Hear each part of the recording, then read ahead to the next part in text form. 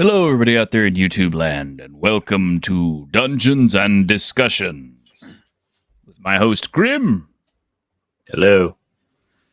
And then we have Greg from Irie's Chronicles.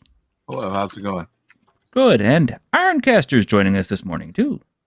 Hello. Yes, I decided to play hooky and come on by. Well, I appreciate it. Well, okay. Let me set this topic up. So, I have long held this irritation with hit points. And we've already had the discussion on hit points and why I don't like them and what I think should probably be a better system overall. But one of the things that occurred to me was that not only are hit points annoying, but something that's, become a more recent phenomenon, and I guess it started in 3rd edition D&D, was that they took racial limits off of creatures and characters. I'd have to actually pull out my 2nd edition D&D book to double check and see if they still had strength limitations and such for races in 2nd ed. I don't remember if they do or not. It's been too long, but I know 3rd edition. They took the limiters off, and so you had gnomes, and you had halflings, and goblins when they became playable, and kobolds when they became playable, that were capable of achieving things like an 18 strength. Now, even though they had an 18 strength, they still had limitations on the size of the weapon they could use. And they also had carrying limitations in place. So, a kobold still could not pick up a two-handed sword that was sized for a human. And they still couldn't carry as much as a human. And likewise, if you played a larger race like an ogre or a minotaur or something, you could easily outcarry a human or lift more than a human. Although your strengths were comparable, but the deal is the larger creatures also had weapon sizes that were classed up. So a minotaur could use, an axe that was sized for him, and it was too big for a human to use without special feats like monkey grip.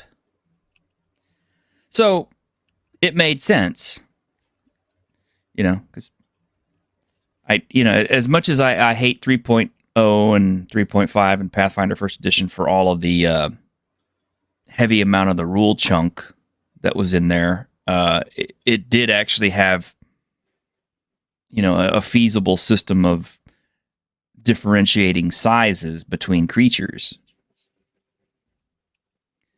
But I think all that went out the window with 4th edition and 5th edition.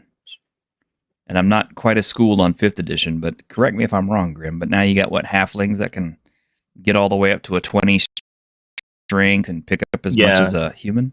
Yeah, now, so when 5th edition first came out, they got rid of stat penalties, but you would still have stat bonuses. And now they've gotten rid of all of that, pretty much. So it's pretty much a free-for-all. Back in 3rd edition, you were talking about goblins. I mean, you couldn't start with a strength over 16 as a 3rd edition goblin because you had a -2 penalty to strength. So yeah, you could. You did. But I mean, if you leveraged your numbers the right way, yeah. If you're hyper specialized, certainly. So I don't have as much of a problem with that. But with all these like gnome barbarians and things, it seems a bit silly to me. Well, I mean, a lot of this ultimately stems from the fact that they've tried to oversimplify and remove all of the restrictions, which, sort of takes away a lot of the minutia over what having these numbers means. It's just ultimately become a matter of big number, good. Yeah. Well, it's ridiculous because it's like it's like the explanation I've used before is if you have a pocket knife, not like a Not like an Arkansas toothpick or anything, but just, plain old pocket knife, right? You can see how long this is. Okay. Your average person could probably stand getting stabbed with this. Not that I would want to. I'm not a violent person by nature or anything. But your average person could probably stand getting stabbed by that and survive, especially if there's medical attention readily available. We've been building up a wall of protective fat to ensure us. Definitely, yeah. And then some people, probably wouldn't even notice. Oh, you stabbed me? It's all well and good until someone comes after you for the blubber. Yeah.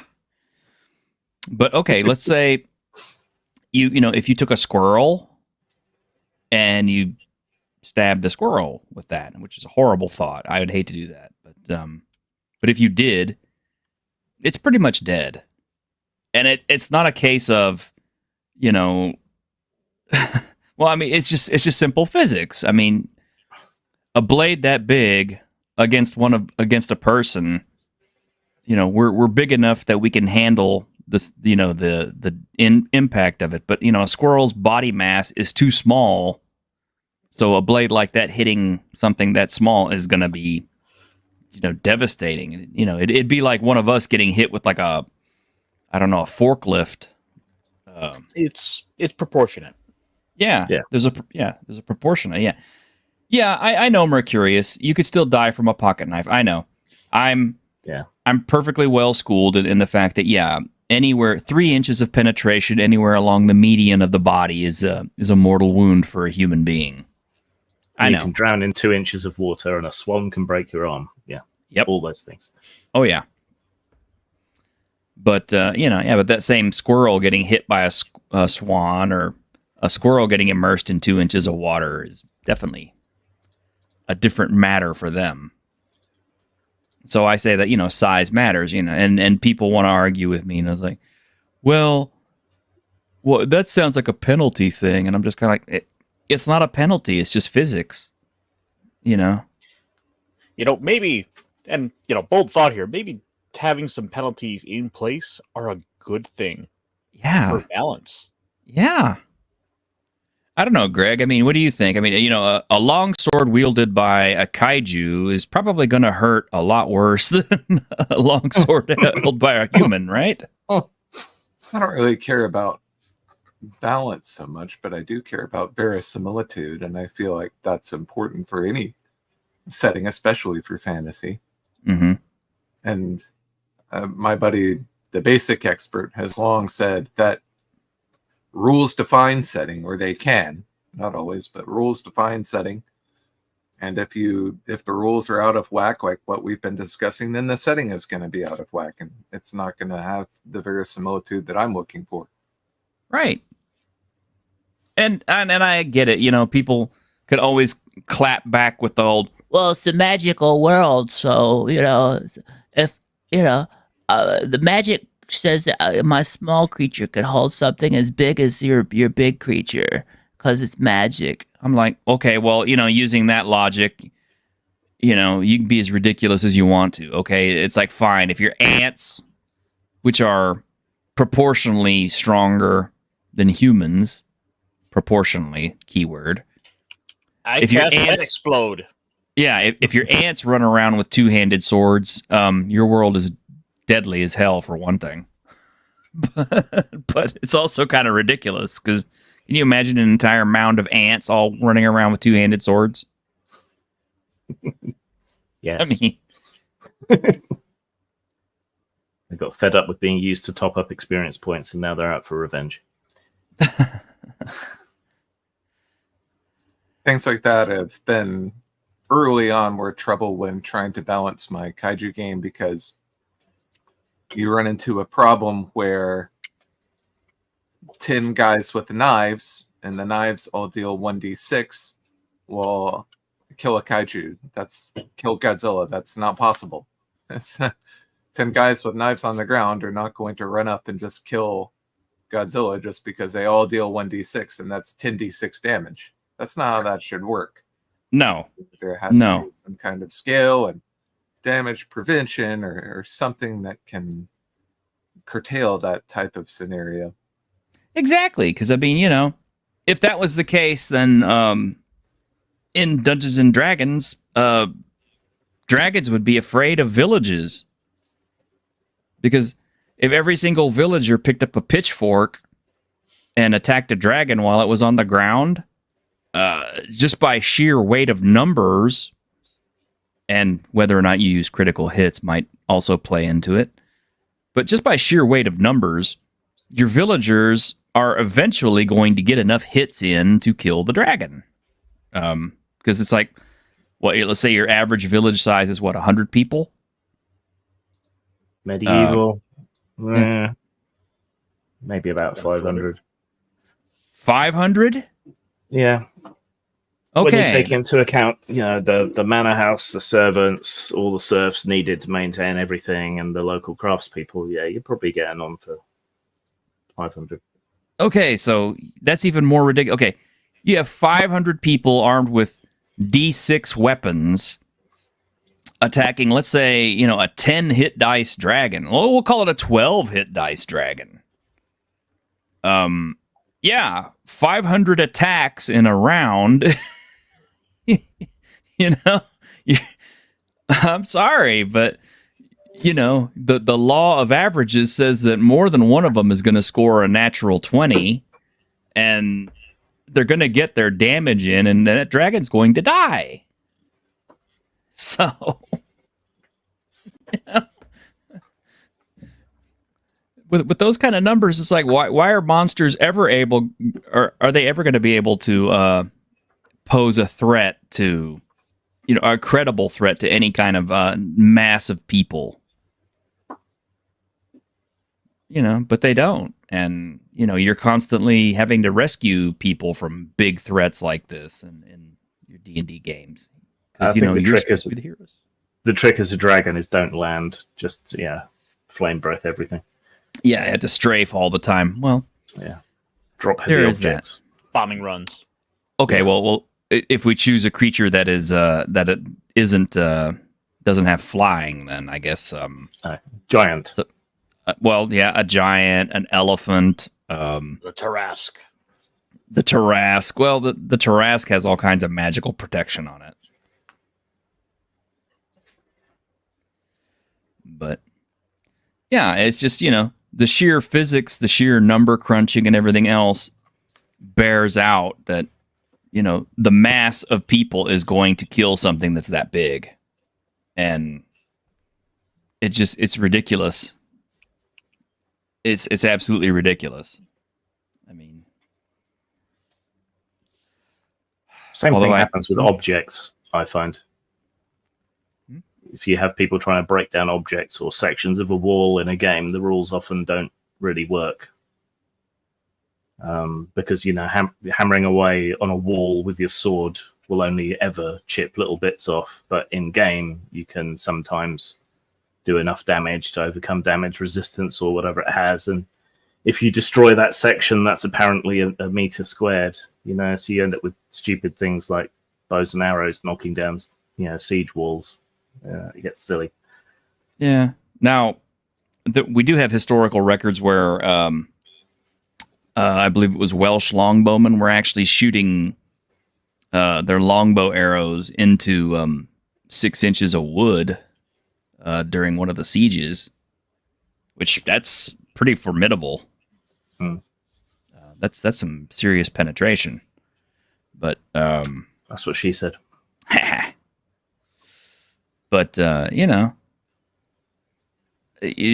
physics just don't matter, and that's the thing. It's like people keep throwing out the physics, and it just breaks down any sense of credibility and reality that I have for a lot of these games.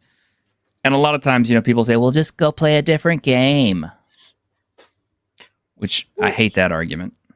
I suppose to a degree there is that slight caveat of it's fantasy does have a little credence to it, because ultimately we're adding magic into the situation, and you can ultimately copy a do a simulation of a medieval fantasy world to so far. Yeah. And I understand, that magical weapons do exist, +1, +2, +3, +4, +5. And magical weapons are supposed to have like sharper edges and all this other stuff and harder blades, etc., etc. But that should be even more of a point in the fact that a magical weapon would still have an even more devastating effect on something smaller versus something larger. You take your +1 magic sword and you hit a kobold. It should do a whole lot more damage than it should if you're hitting a giant.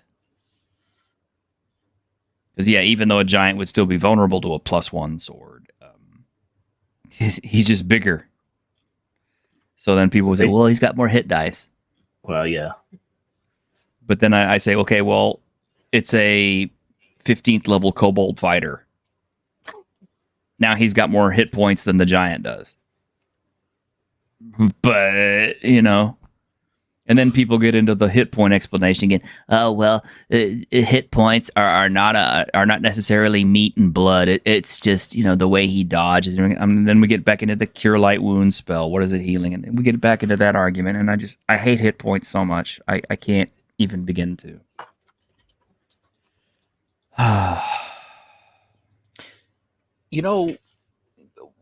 One game I thought they had a pretty interesting workaround with this was the Fantasy Flight game Star Wars, because they would have you track independently your wound threshold and for effectively the energy side of it. They call it like system strain. Mm-hmm. And the system strain would be a resource you could spend to pull off more maneuvers, to go ahead and do some of your more advanced moves, but you're effectively getting yourself more worn out as the battle goes on. So you're going to eventually not be able to have all the big, grand, fighting moves that you might have at the start of a combat. Yeah. Yeah, and Crawford's games all use a system strain mechanic as well, but it uses it differently. But one of the games, and it's an old game, it's not a new game, one of the oldest games that exists out there has had size as a factor since the first day it came out, and that is RuneQuest, which I don't know what the actual year it came out. I want to say 73, 74, something like that. I think it's a couple of years after D&D. I will look it up. Okay, thank you.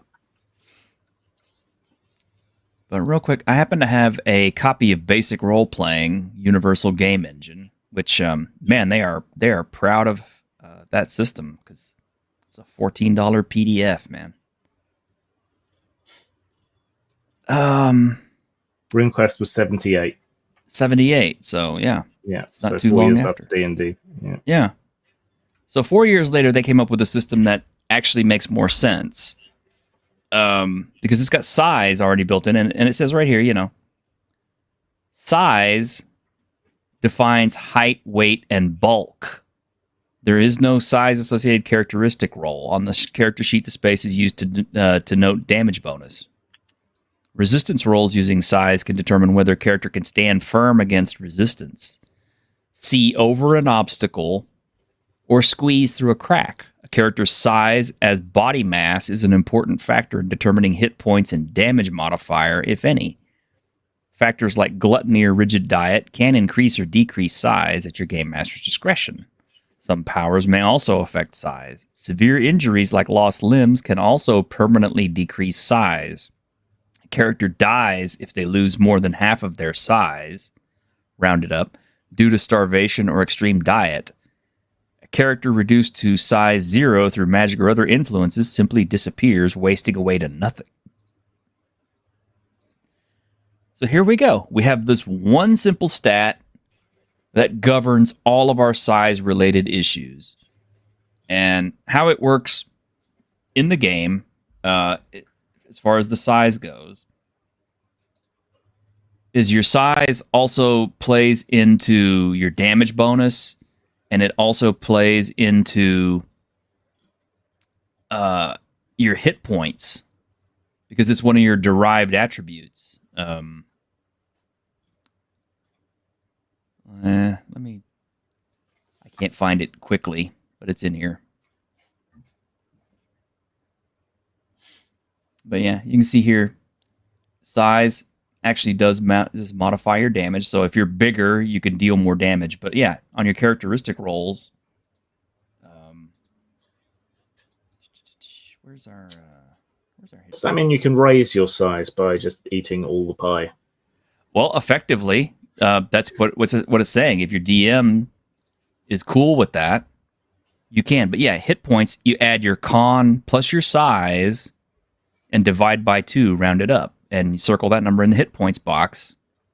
So, and they also have major wound levels. So you have wound levels that actually work. And there are rules for non-humans in here. Like, so if it's like on 122 is where all the creatures start. Okay, I totally lied. No, there it is. That's combat. I had all this stuff pre-picked, and then it was like I lost it. And this is a huge PDF. Creatures, there you go. Yeah. So, okay, here's our halfling. Halflings' size are 1d3 plus 3. Right? Minotaurs, right here, 3 die 6 plus 12. Orcs, 2 die 6 plus 2. Right here, all on one page. You can see how the size differential is going to make a difference to your hit points, to your damage output, and everything else, and whether or not you can see over stuff.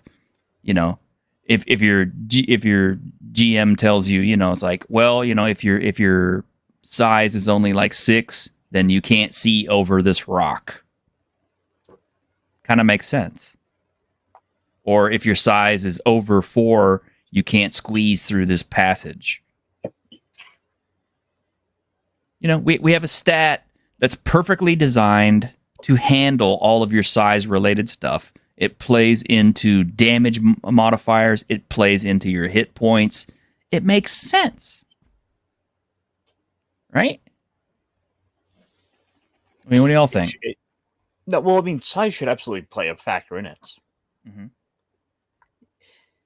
It's just that, you know...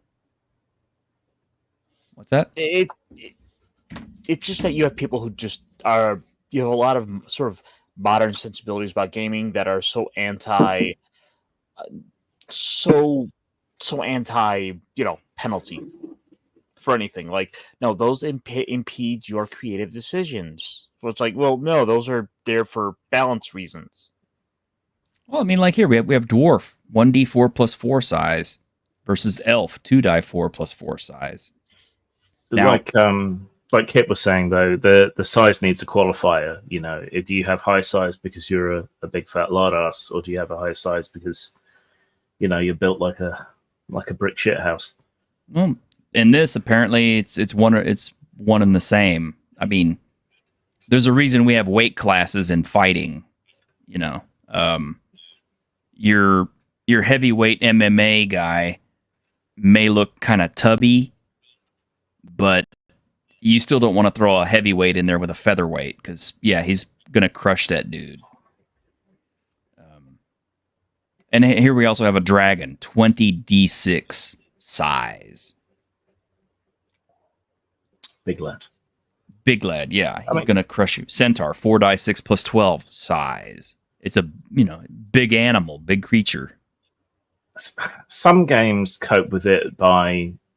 So you make up your character and it assumes you're of a sort of standard size, but then you have a merit or a flaw or a special quality or a racial quality or something that says that you're big or small and has some kind of mechanical effect. Science Mike.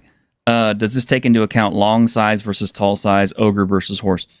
Well, the size mechanic in BRP, it all works pretty much the same. Yes, you did hear about the Battle of Cressay. Yeah, I was talking about the the English longbows punching through 6 inches of wood. Yeah. I guess if you were playing a fat, obese, lazy character, you would have a high size but a low strength or low constitution. So it would kind of balance out there. Your other stats would determine what kind of size you have. Are Minotaurs the best race because of their size or in spite of it? Minotaurs are the best because they're cool. Because their horns like get stuck in dungeon corridors. Yeah. Tunk. Yeah.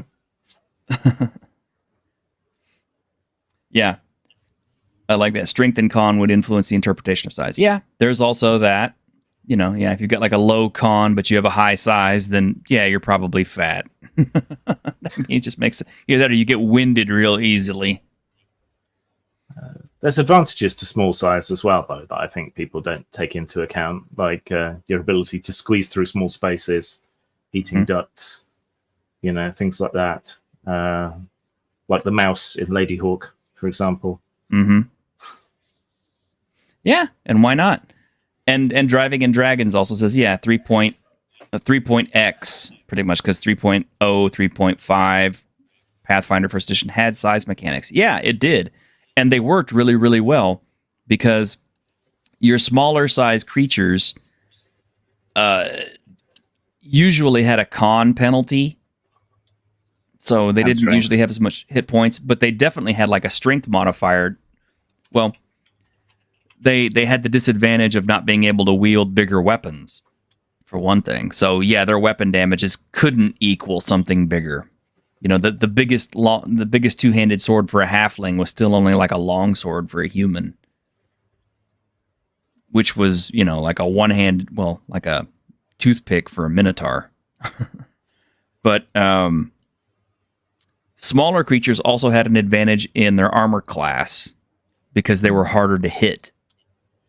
And of course, bigger creatures were easier to hit. So it balanced out and it made sense. It made sense. They had this perfectly cromulent system that made sense in 3.0. They had it all figured out, and it's something they didn't carry over into later editions. And I'm so annoyed about it because, you know, when you have something that works and it makes sense, you know, don't get rid of it.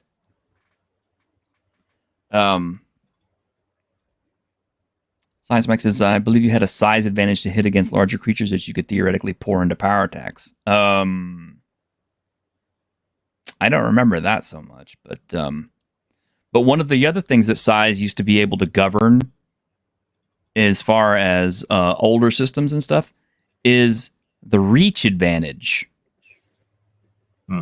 Because you had categories of creatures that were large but also had reach. Like centaurs were considered large in 3.0, but they did not have reach because their human-sized arms couldn't reach any further than a normal human. But a minotaur did have reach. They had 10-foot reach, which factored in because we also had attacks of opportunity. So if you cross through, let's say a minotaur wielding a halberd had like what was called threatened areas. So basically, if you tried to run across a courtyard or something and attack a minotaur that's holding a halberd, you were forced to run through 2 of its threatened squares. That means the minotaur immediately got an attack of opportunity on you. He could hit you first before you even reach him to be able to attack him. There was some stupid character build that was massively overpowered based on that. I think it was an ogre spiked chain fighter. Yep. With basically everything dumped into attacks of opportunity. Yep. I used to do stuff like that. That was one of my favorite things to do back in 3.0, was to build large characters that had reach advantage and used to have all kinds of AOO to stop stuff from parceling in on me. Because our GM was a big proponent of playing monsters as races. When the Monstrous Compendium, or what was it? I can't remember what it was. But they had the monster book came out for 3.0. that lets you start playing monsters. And when it broke down how size and how everything was calculated, and it also gave us a whole slew of critters that you could actually play, we started using that book pretty heavily. Now, of course, that same system also introduced ECL, which was extended character levels, and that kind of posed its own problems. Because, like if you had something that had like ECL 3 or ECL 4 or something like that, you couldn't run it fairly with a party until you hit that same level. So, like an ECL 4 creature couldn't enter the party until, the rest of the group was like 5th level or so. Because it would have broken the fairness. But, it still worked. The size actually came into play. It made a difference. And one of my favorite builds I used to like was when they introduced, I think it was Shadow Gnomes. Shadow Gnome had all these abilities that made them really, really superior thief types, rogue types, including the small size and the higher dexterity.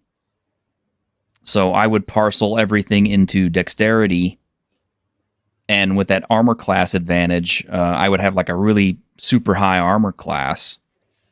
And even though I couldn't deal that much damage, I had all the rogues' abilities kind of on tap, because one of the mechanics that was in 3.0 was if you caught an opponent flat-footed and you had, sneak attack, you could impose your sneak attack damage on an opponent that was flat-footed. So there was a mechanic through feats that lets you basically feint, and your opponent would, if they failed their feint roll, you basically caught them flat-footed. And that used to help out the entire party, because it's like, not only am I getting my sneak attack damage in, but everybody else on the party is also hitting that same creature a lot more easily, because their armor class is basically dropped, because they're not getting their dex bonus anymore. I think this part of the conversation brings in another issue which has an influence on all of this idea of character builds. And if you're not playing your character the right way, same as in MMOs, then people get pissed off at you for playing against type or whatever, like the gnome barbarian or whatever else. Mm-hmm. It should be substandard, but it should make up for it in other ways. Or emergent 3 playing that character should be fun, but everyone wants you to play an effective character. Mm-hmm. So by removing all of these concerns, in a way, they probably feel like they're opening these things up so that you can play the character you want and have it not affect the character's aesthetic. That might be some of the reasoning behind it, even though it doesn't make sense. It seems like the ultimate issue is you have so many people. You have people just they want to min max is the ultimate problem. Yeah. When that's kind of ignoring the fact that this is a role-playing game. Yeah. And simulationism's just out of fashion. So I guess, I don't know. We just got this post from D&D Beyond. It says each of the 10 playable species featured in the 2024 core rules has been revisited and revamped. And I find it ironic that if you look at this, it's a table full of tieflings. Yeah. All 10 species change. All tieflings, all the time. Yeah. Because it's going to be. I'm amazed they were able to peel them all away from the corners of the sin. Huh. Well, like species going to hang out with like species. No, that's racist. No, it's not a species now. It's not racist, because it's not racist. They're species. Ha. Okay. See? Speciest, though. Specious. Yeah, that's going to be the new thing. You speciest? Doesn't sound as good, does it? No. It doesn't even sound like a word. No, it doesn't. Sounds like your tongue just kind of falls out of your mouth. Yeah. Now I don't know. I don't know what modifications and stuff they've made for that 10 species, but I can almost guarantee you that in the new D&D, they're not going to have the same verisimilitude that you had in 3.0 or in BRP or in other systems where size takes into account, how much damage you can deal, how much you can lift, and how much you can the size of the weapons you can use and how much damage you take. No, they're all going to be fursuits for your character. Pretty much, yeah. They're just The suits for your character. The Curious asked where all the humans are. I can tell you exactly where all the humans are. They're off banging demons to keep up the supply for all the demand for tieflings that there is. Yeah, apparently so. They never leave the bedroom, just churning out more tieflings. These are the same people who play JRPGs and never put any character but the best stat moves, best equipment, characters in their party. Well, I hate to say it, but much as I love the Japanese and Japanese role-playing games, well, that is kind of where things are coming from. Mm-hmm. Because at the end of the day, you're just kind of going through the story and experience. You're going through the game and experiencing the story that's being laid out based upon the predetermined story. Whereas, ideally speaking, anyway, in a tabletop, you would be free to have more player agency over the story itself. I have to go for just a minute. I'll be right back. Sure. And I don't know, man. I was hoping Grim would be here for this one, but I'll probably have to repeat it for him. But I bring up these things. I bring up these arguments, on X all the time.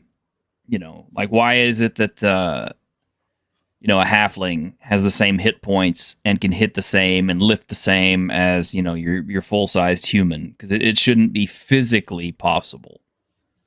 From a physics standpoint, they don't have the mass, they don't have the muscle mass, they don't have the body mass. It's just not feasible, And yet, people are okay with hand waving that bit of lunacy in order so that they can play their halfling barbarian, which is a dumb idea to begin with.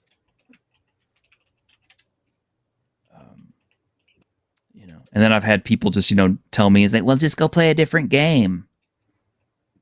Has someone actually said that to you? Someone actually said that. Just play a different game.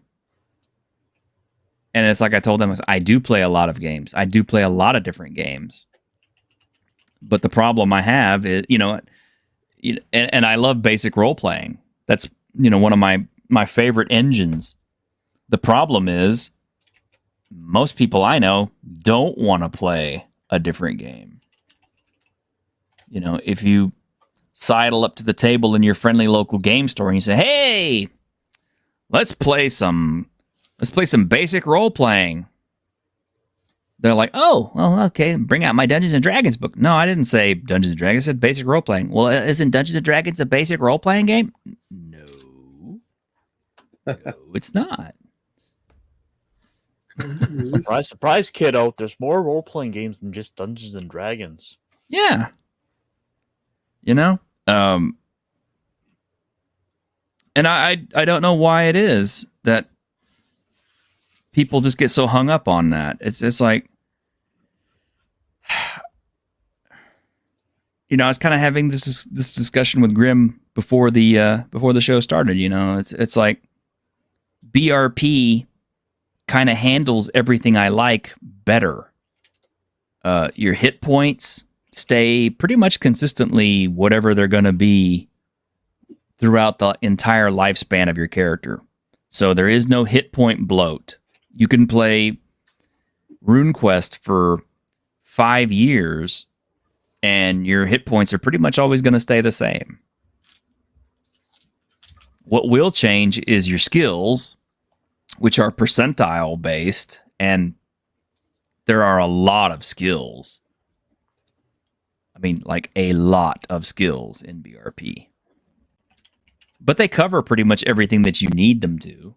And the fact is, they grow as you use them, so skill use actually becomes something that's important to the game. You know, if you have a blacksmithing skill, but you never use blacksmithing, it's never going to get better.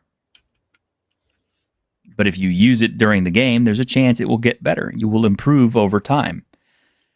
And since attacks and weapon use are also part of your skill system, the more you fight, the better you're going to be. Just in time.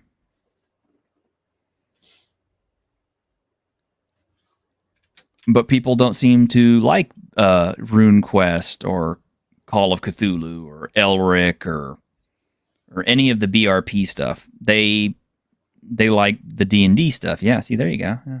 Call of Cthulhu was the second best-selling role-playing game for a long time on Amazon. Mm-hmm.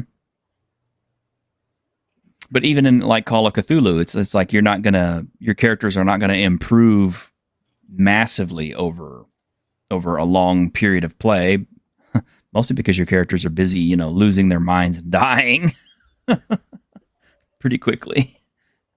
And yeah, Chubby Funster, yeah. Traveler has a basic assumption that you will not improve your physical body during the game unless you use cybernetics. Yeah, exactly. And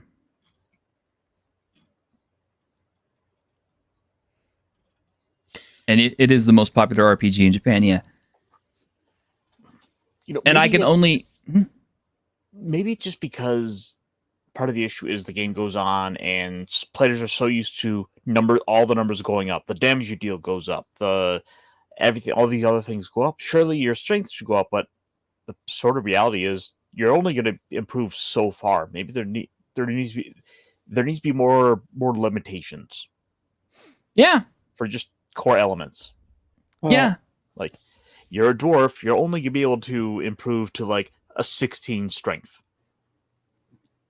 Yeah, and see, that's kind of my whole thing on that. It's like, the main reason I can think that Dungeons and Dragons and leveling systems become so popular is because it's levels, because you can measure it. Because if you tell somebody, "Well, I'm a 15th level fighter," that sounds impressive. Of course, my first thing would be like, "Yeah, you didn't get that legit, did you? You didn't play that from 1, did you?" But 15th level fighter sounds so much more impressive than I've been playing the same RuneQuest character for 15 years. He hasn't changed much since the beginning. I gave in my game human pilots, or your pilot outside of their mech, the ability to upgrade your core attributes like strength or whatever with experience points, but no one's going to want to, right? Because if that doesn't translate to your mech, you can be a big, huge buff guy, but when you get into your mech, that's your mech. That's not going to help you at all. Mm-hmm. So the option and I guess it's kind of the same in Rifts to some extent too. Like if you're a glitter boy, your glitter boy's armor isn't going to get better over time. Your guy piloting the glitter boy in the glitter boy armor is going to get better, but yeah. You're going to want to save all your experience points to upgrade your Titan, not to upgrade your pilot, unless you're upgrading your skills. That's different. But like your core, like physical things won't matter as much. Skills matter a lot. Now, one system I haven't investigated, and I probably need to, because the more I run through the role-playing hoop, the more I keep hearing about how wonderful of a system this is. Is this, what is it? Not Dragon Quest, but the Swedish game that everybody likes now? From Drakar Demonen. What's the original name? Dragonbane. Dragonbane. Yeah, people keep bringing up Dragonbane. Ducks. Yeah. Yes. Well, Ducks came out of RuneQuest, and that's the only reason that it got my attention. I'm like, why does it have all these RuneQuest races in it? But people Because it really used seem to be like. RuneQuest. Is it? Yeah. It was Sweden's version of RuneQuest that then ended up going off its own path. Huh. Okay. See, I didn't know really that. Interesting. Yeah. Okay. So does Dragonbane play pretty much like BRP, like RuneQuest? Because I know very little about it. I can't remember. I did review it, and it is obviously on the list to run at some point. Yeah, Mercurius. Yeah, 15-year RuneQuest character is going to be missing body parts. Yeah, because that's one of the other things that RuneQuest does very well too. Is it has hit location tables, and it does divide up your hit points to matter. Because if you have 15 hit points, but you have like it's all divided up amongst your body, so like you have like 3 hit points on your arm, and you take like a 12 damage on your arm. You don't have an arm anymore. So, but my understanding is Warhammer Fantasy Roleplay also takes into account size. That's something I don't have as much knowledge of. I think you do. I'm trying to remember. And of course, it depends which edition you mean. True. I mean, it was reflected in stats for things like ogres having higher strength and constitution and so on, but I don't remember it having a direct influence.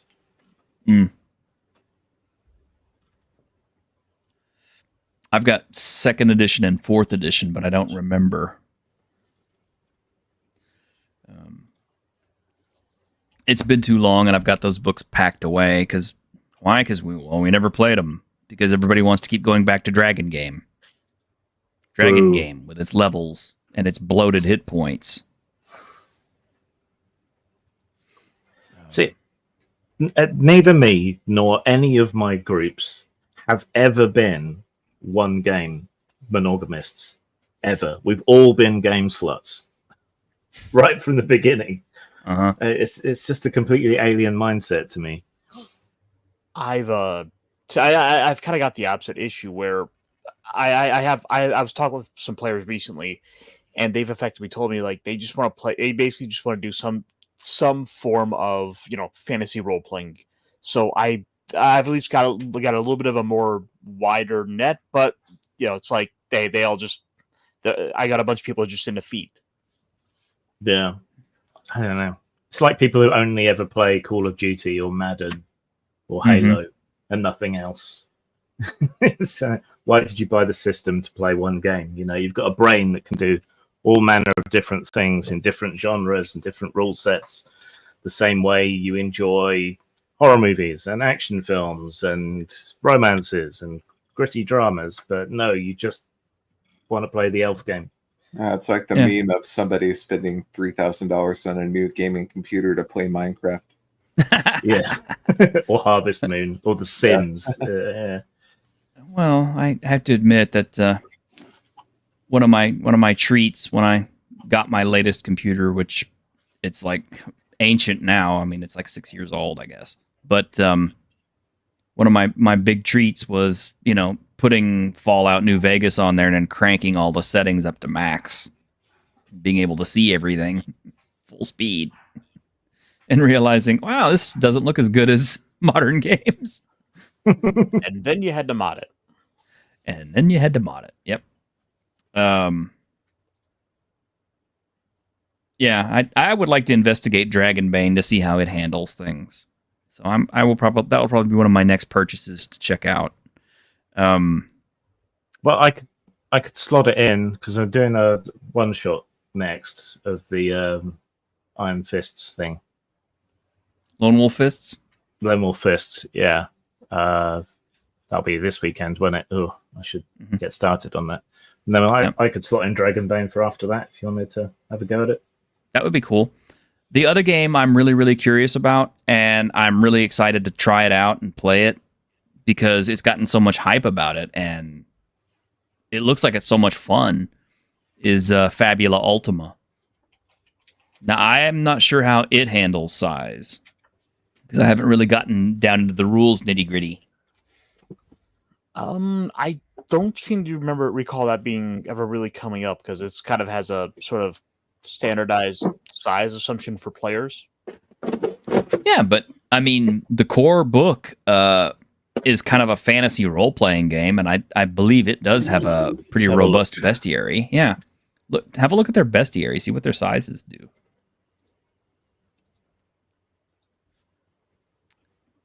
This is one of those cases where I have the PDF. I really don't want to have to pull it up and then, try to mess with finding it in the mess of pages that there are.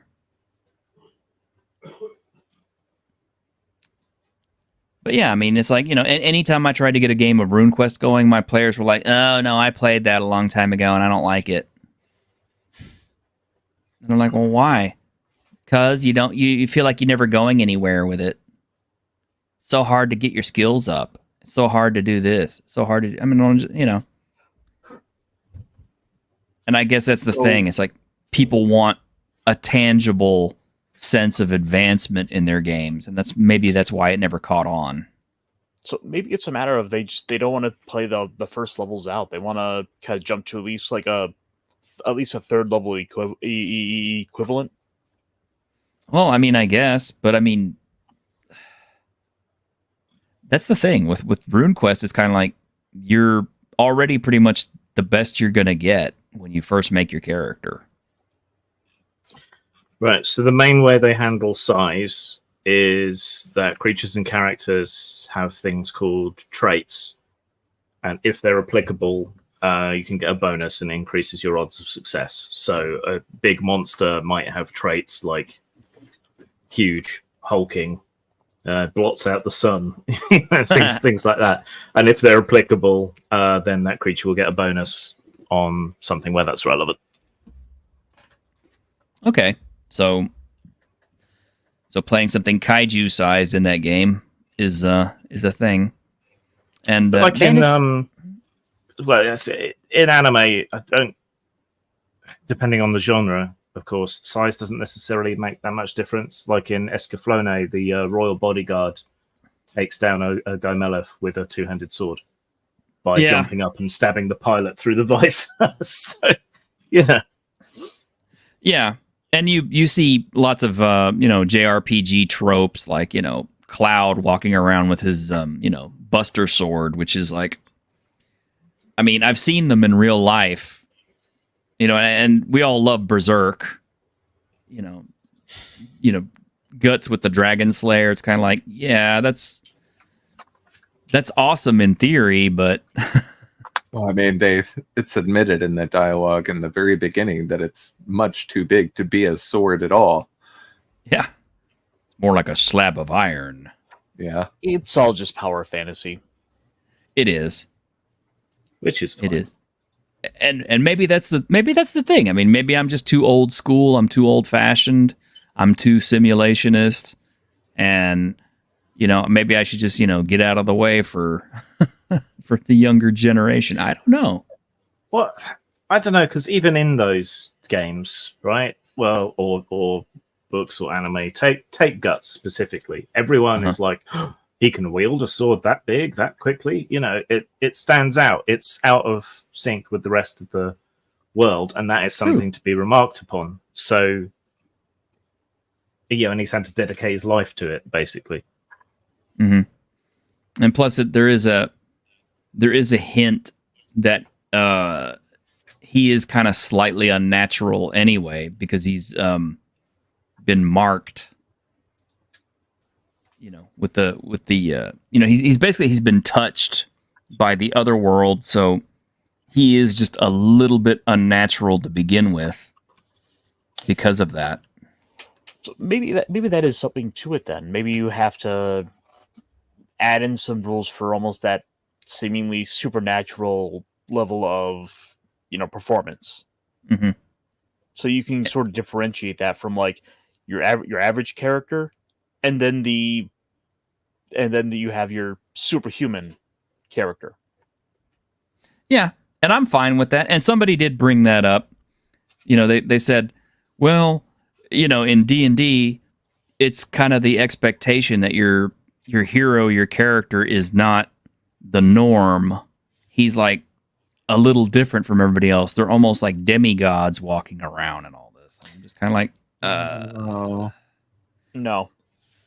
I never really pictured it that way. So I was kind of like, well, if that's the case, then there's like thousands and thousands of demigods wandering all over the planet. Well, then specifically for 5e, like that is a thing in the Theros setting, but that's basically that's all Greek mythology. Mm-hmm. So that's to be expected in a setting like that. You're tasked by gods directly. I don't know. I wish my 5e experiences were better, but all I knew is that a lot of the rules that I came to understand and depend on, which made sense in 3.0 all the way up to Pathfinder First Edition, were pretty much thrown out the window and oversimplified in 5e. And yet, you know, people are always talking about, you know, they don't want penalties and stuff like that in 5e. I'm kind of like, well, your game starts with a penalty. You can't get a character over 20 strength. You can't get a character over 20 in any stat. Isn't that a penalty right there? Because I sure as hell used to wander around in Pathfinder with characters that had strength and cons and stuff that were well over 20.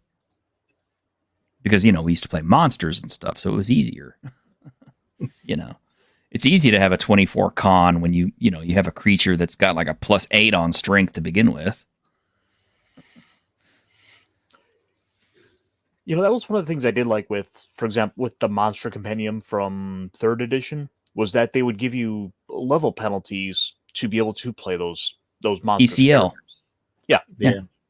That was ECL. Yeah. And they did away with those in Pathfinder First Edition, which I liked. That's one of the reasons I liked Pathfinder First Edition. They got rid of those ECL and instead gave you the DM kind of a sliding XP scale that kind of worked so that you could play, you know, critters with people. And RuneQuest is one of the only games where we had characters in the party. Like our party had elves. It had a duck, which, you know, ducks are small. They're tiny almost. And we also had great trolls in the same party. And even though there's a huge disparity between the sizes, the damage output, and the hit points, it still worked. And another system that people don't talk about too much these days is Arduin. Arduin Grimoire, when it came out, had levels, but the levels were so granular that it didn't matter so much. You got levels, but they didn't give you that much every single level. So it became possible to play like a brand new first level character with characters that were like 12th and 13th level and all that. And that's something you can't do with D&D, and that's something that I think is an oversight and a problem with D&D. And it has been since day one. Because, well, I shouldn't say since day one, because OD&D, it's a little easier to play a first level with like 4th or 5th levels, because the hit point creep isn't quite so high. But nowadays, if you play a first level with a group of 6 levels, there's a big hit point disparity. There's a big treasure disparity. There's a big, feat disparity, where you're going to feel very underpowered compared to everybody else. Am I wrong? You're not wrong. Yeah. Yeah. It's mostly the hit points, but yeah. So it's And hit that's points again. well, yeah. See, yeah, and we're back to hit point bloat. You know, and that's the deal. It's like, you know, and in BRP, you know, if your character dies and you bring in a new character, you're hanging out with old characters. Kind of like, well, guess what? You're not that much better than the characters who've been adventuring for a while. I mean, yeah, they may have more stuff that might help them out, but generally speaking, you're gonna fit in pretty good with that group. But maybe that's something else that contributes to the whole fail state mentality of people these days, as far as D&D games, because we have fallen into this, or I should say, well, not we, but players these days have fallen into this fail state mentality where if you fail a death save, in the old days, if you failed a death save, you died. Nowadays, you have 3 of them. You have 3 chances to save. So, you have this redundant mechanism built in to keep your character alive.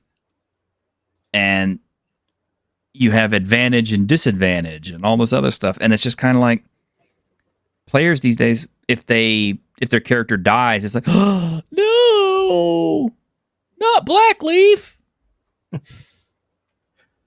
There have always been people who've lost it when their characters died, though. Yeah, but I mean, more so now than before, it seems like. They even made a movie about it called Mazes and Monsters. Oh, stop. A documentary. Yes. True story. No. It was based on a true story. The origin See, of Tom Hanks. But I mean, that's one benefit of having a mech game.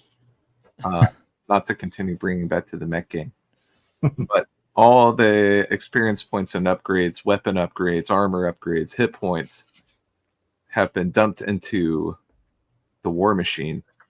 So if your character, your pilot, dies, and that sucks, but the war machine is still there waiting for a new pilot to pick up the mantle, which is kind of, a way to get back in. Yeah, and if the mech gets destroyed, you've still got your character. Yeah, and that's cool. I like that idea. Because then it's it's not so bad if you hit a fail state. But yeah, if you've been playing D&D and your character's 5th level and your whole party is 5th level and your character dies and you're forced to bring in a 1st level, there's going to be a great wailing and gnashing of teeth. Because that when you come into the group, you're automatically going to be overwhelmed by everything. Everything's going to have so much more hit points. It's going to be so much harder to hit.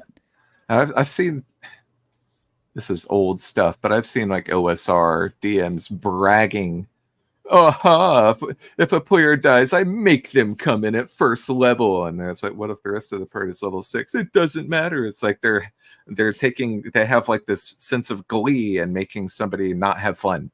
Like, it's like, I don't know. And that carrying their character sheet up in front of them. And... Yeah. Mm-hmm. Oh, and Chubby Funster, I like that. Yeah, Acts 2 has a reserve XP system that solves that by letting people manage their own XP transfer forward. Okay, and that's an idea. The thing is, though, it's like if everybody else has just been leveling up and nobody's been transferring their XP, you still have the same problem. I used to say, if your character died, you come in with a new character 1 level lower than the lowest level in the group. Yeah. All right. We would do stuff like that too. We would have your character is the average of the entire party's XP. So that you had a character that was kind of usually ended up being like 1 or 2 levels lower than everybody else. Yeah. But even then, it was a nightmare when people all leveled at different rates, though. That was that was challenging. Yeah. But even then, it's still kind of okay. I don't know if it's quite as bad for 5th edition, but for 3rd edition it was bad because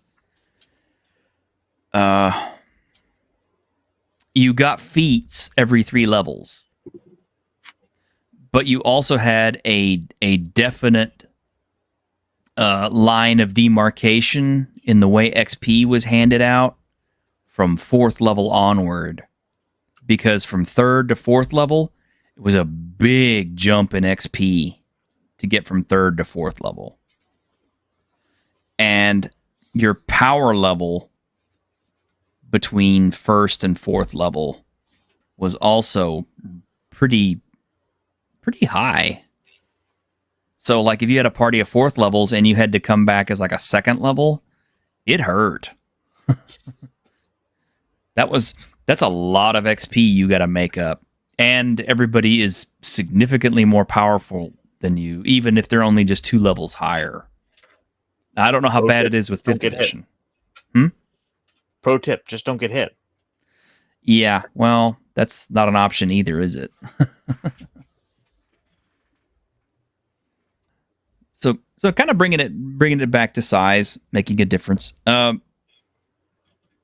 would love it if everybody just abandoned D&D to go play RuneQuest because it's obviously the superior system.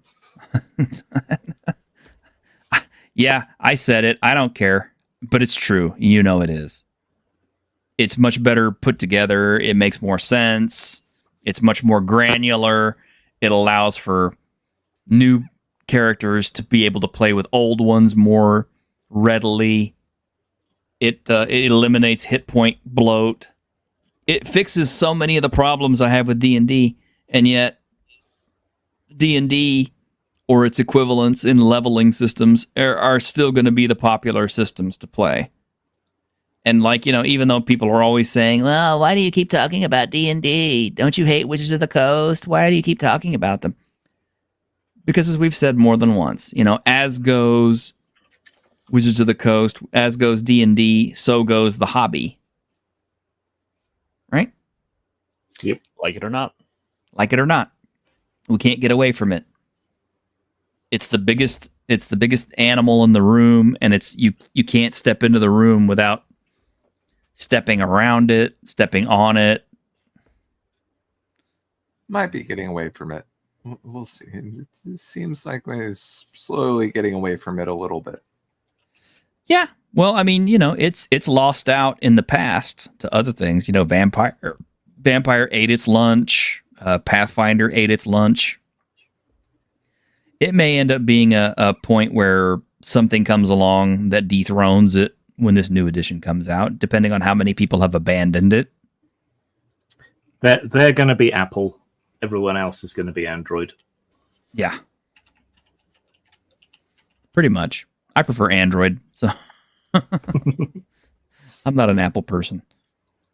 But yeah, just kind of to bring it back in. Size should make a difference. It should. Because it makes more sense in verisimilitude. It makes more sense in just basic physics. Something that is the size of a squirrel or the size of a, small child should not be able to wield something made for a grown human being. Something that is the size of a small child, even if it has more muscle mass than a small child, should not be able to pick up as much as a full-grown human being. I mean, it. Unless they've been bitten by a radioactive spider. Yeah, well, then you're getting into a whole different genre. Okay, I don't even want to discuss supers on this because supers breaks all the game rules pretty much, and that's fine. If you want to play a supers game, play a supers game. But don't sit here and tell me in my elf game that, well, it's the halfling can they're so they can dodge around more and they can do this and that, and I'm like, and so the halfling can take a two-handed sword hit? No. A halfling can take a two-handed sword hit better than a full-size human? No. I don't care if they're layer 50 of fat though. Yeah, but they shouldn't have so much layer of fat that they could completely stop a hit or tank a hit. Yes, we've had one sword hit, but what about second sword hit? No, I mean it's halfling fighters who are tanks That is a ridiculous idea. But it happens. Yeah, they just eat all the damage. Yeah, and they can. Despite the fact that, he's only 3 feet tall, and even though he's wearing all that armor, somehow he still manages to stop every single sword blow from killing him, whereas the wizard is in the back cowering with his, D6 hit points, because he knows that one goblin is a credible threat if he closes. Just the sheer ridiculousness of it. It just, I can't get it through my head, man. I can't, especially in older editions of D&D where you rolled up hit points. The wizard lives in absolute terror of getting into a fight with his house cat because he's only got 1 hit point.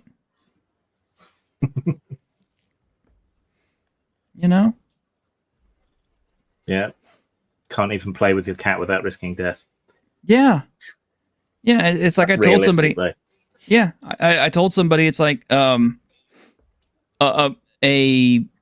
first level wizard in older forms of D&D is at serious risk of death from getting bitten by a rat. And I'm not talking a giant rat. I'm talking about like your average little furry critter that runs around outside and eats all your food. Not a Skaven. Not a Skaven either. Yeah. Just. And people will always throw up these ridiculous explanations. Oh, well, it's their positioning, it's their dodging, it's their ability to deflect blows, and I'm just kind of like, no. You can't keep making excuses for bad system. Stop making excuses for bad system. Admit it's a bad system and move on. Once you admit it's a bad system, then you admit that it's not good, it's not well made, it's, then you can open up your mind to playing something that makes more sense. They've all got their issues, and ultimately it's just kind of a matter of how much are you willing to put up with. I guess I'm just not willing to put up with that much. I mean, I don't know. Or maybe I am willing to put up with that much because my GM is constantly modifying hit points to where you have more hit points. And I'm like, why? So maybe that's the problem. It's the fact that, your group is further modifying things. Yeah. And between our discussion with Alexander McCree a few weeks ago and just various other people I've talked to and everything, the more and more I'm starting to realize is the more that you homebrew and house rule stuff, and the more you get away from playing the game the way it was originally written and meant to be played, the more it breaks things.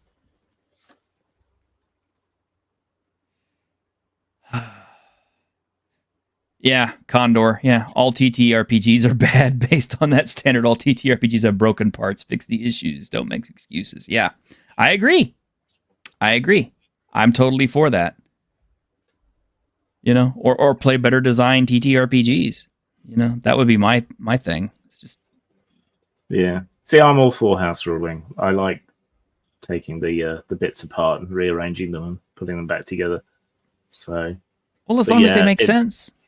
But in complex systems, though, you have to be careful because tinkering with one thing can mess something up elsewhere. So for something like Axe, I think hoving close to the rules is probably the better thing to do.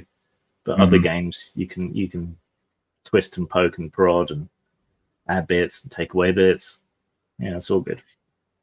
But at the same time, it also brings up the question of what type of game do you want? Because that's going to completely change your approach to that. Do you want to how simulation do you want to be with the game, and how much of a power fantasy do you want? I don't know. Maybe we should all just play Fabula Ultima, then we don't worry about it. It's fine. I don't differentiate between. I don't have a size category really in my game. pick up your Zweihander and go cut down Godzilla. It's cool. I mean, For well, God's sake, Greg, you keep talking about your game. Who do you think you are, pundit? Yeah. I mean, it's Electrum bestseller, It's fine. medieval Just mocking. historical kaiju game.